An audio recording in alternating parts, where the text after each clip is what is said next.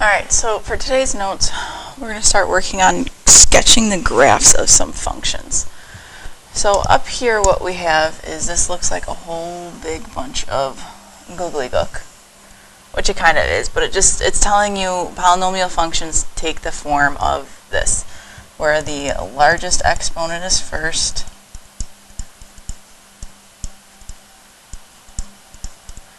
and then it works its way down, decreasing slowly by 1 until you get to your constant, which remember your constant is purely a number. So this is also what we refer to as our standard form.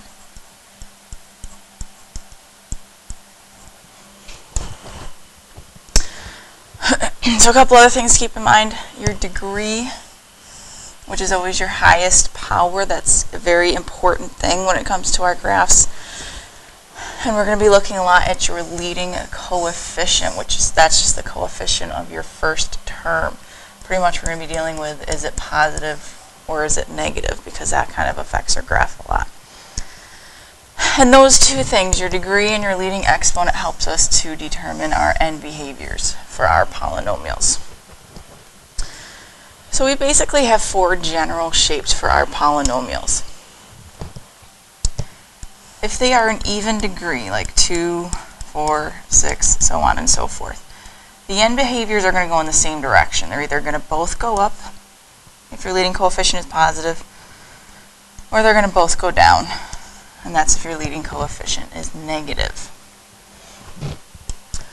So now with our odd degrees, so our first, third, fifth, so on and so forth, your end behaviors go in the opposite directions.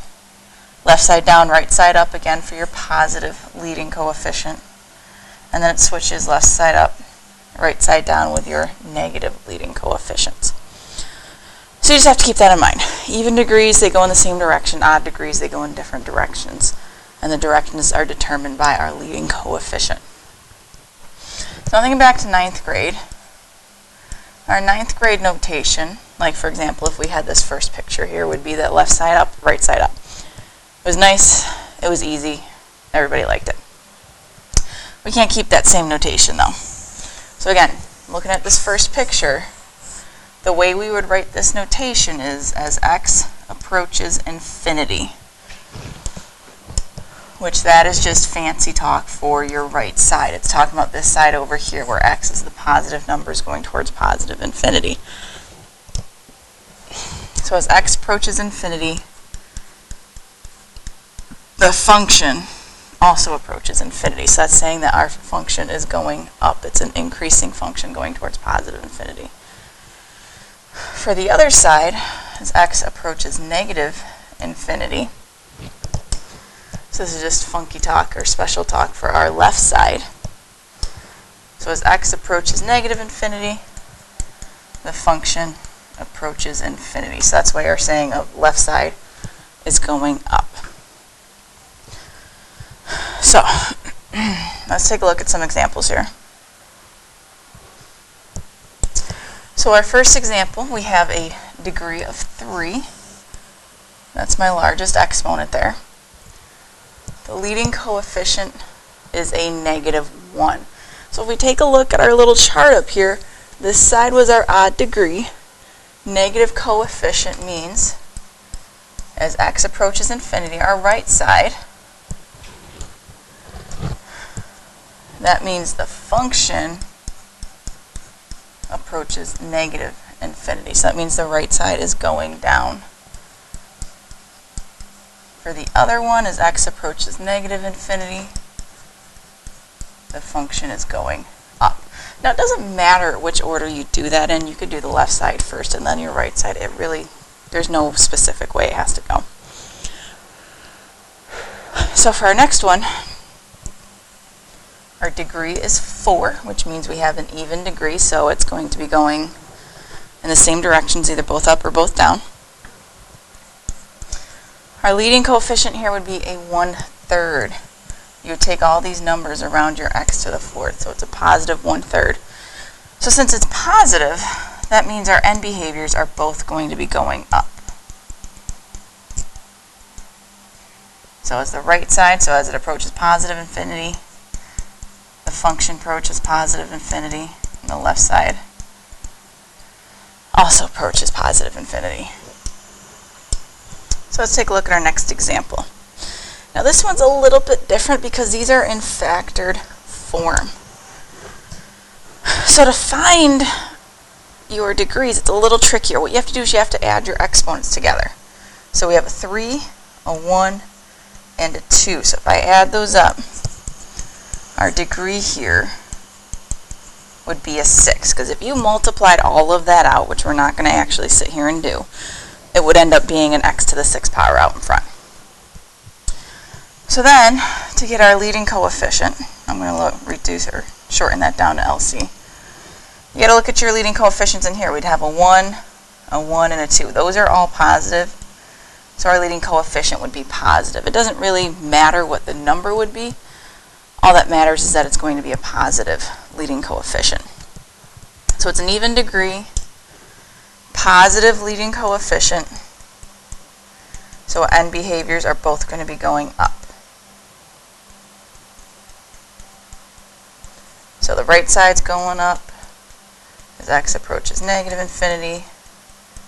The function is also going up.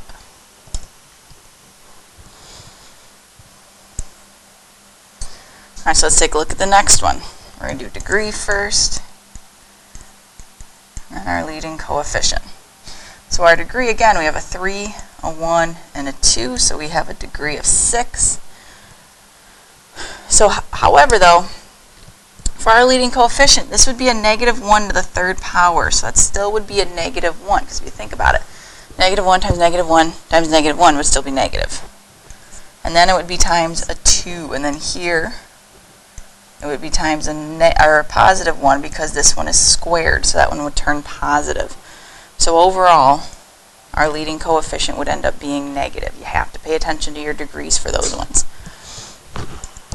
So therefore, our end behavior for an even degree, negative leading coefficient is that both of them will be going down.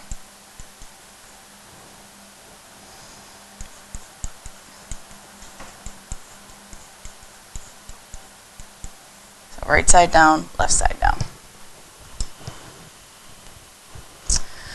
Alright, so we're going to talk symmetry again. We've talked about symmetry already before. Even function is symmetric over the y-axis. Odd function is symmetric through the origin. So here they give you a piece of a graph. They give us this piece right here. They want us to make it so that it's an even function. We want it to be symmetric over the y-axis. So I'm just going to pick a couple of points that are on that line definitely. And then we just sketch our picture, and now we've created an even function where it's symmetric over your y-axis. For the odd function, we want it symmetric through the origin. So this point here, negative 1, negative 2, is going to become 1, 2. And this one here, negative 2, 1, is going to become 2, negative 1. And that kind of allows us to sketch the rest of our picture, making it now an odd function.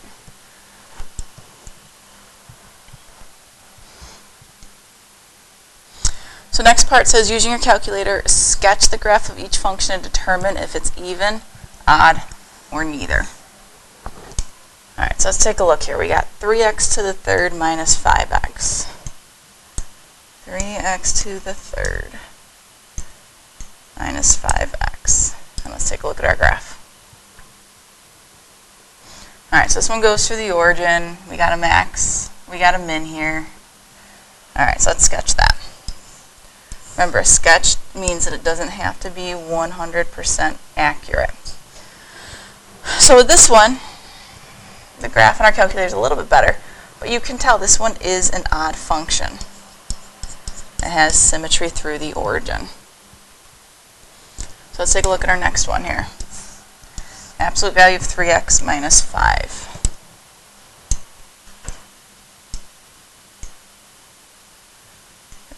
X minus 5.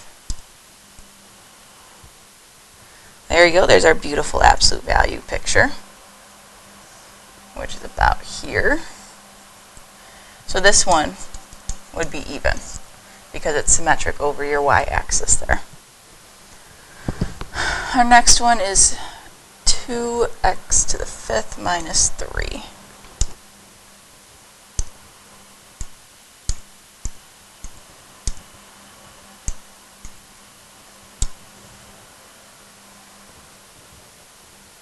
This one's kind of a little funky. Looks like a straight line there, but it's not really a straight line. But that does cross at negative 3. So this one would be neither. It's not symmetric over your y-axis. It's not symmetric through the origin, so that one would be a neither.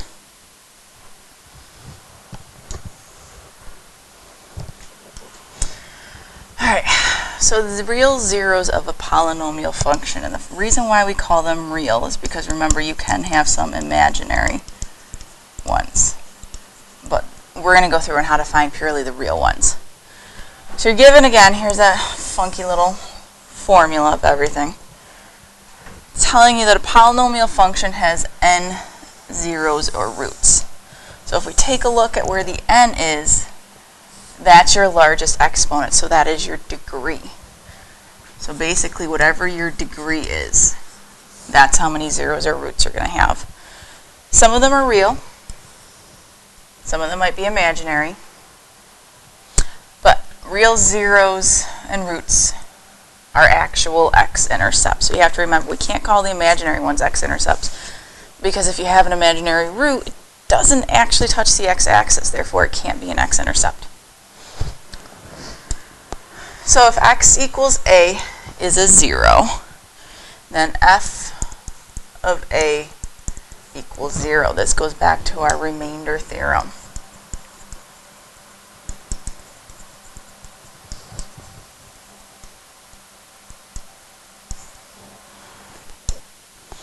So that's saying that if you plug in a, you get a remainder of 0. And then x minus a is a factor. Again, that's going back to our long division and our synthetic division. And the point a comma 0 is an x-intercept.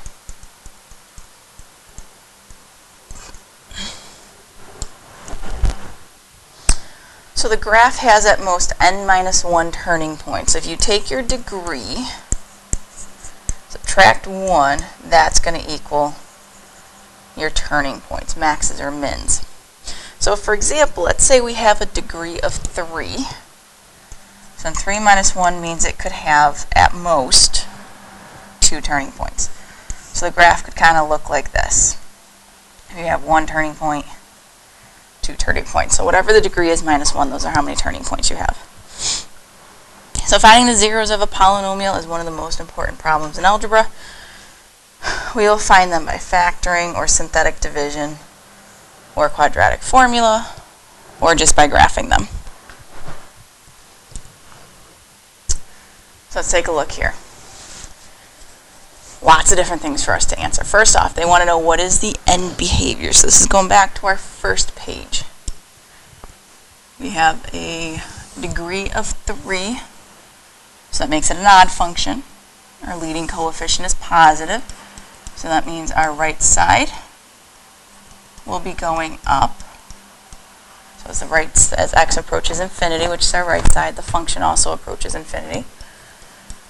As x approaches negative infinity, the function approaches negative infinity. So for our quick little sketch here, that means that our graph looks kind of like that. Left side's down, right side's going up. Since it's a degree of 3, we will have 3 zeros, whether they're real or imaginary. We will have 3 of them. And that means there are 2 possible turning points.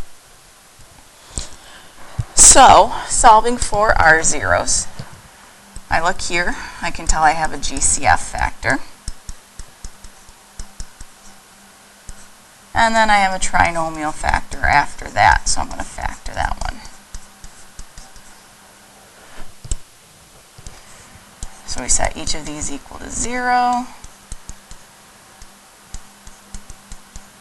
and those would be our 3 zeros, 0, 2, and -1. So they want us to use that information to sketch our picture. So here's my axes. I'm going to put some lines on there.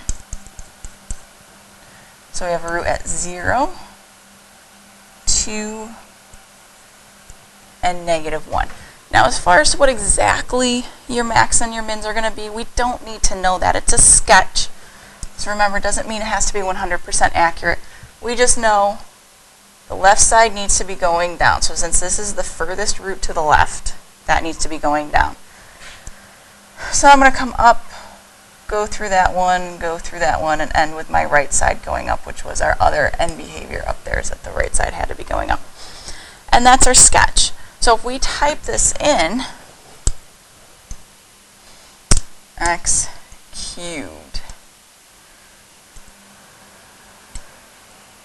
minus x squared minus 2x.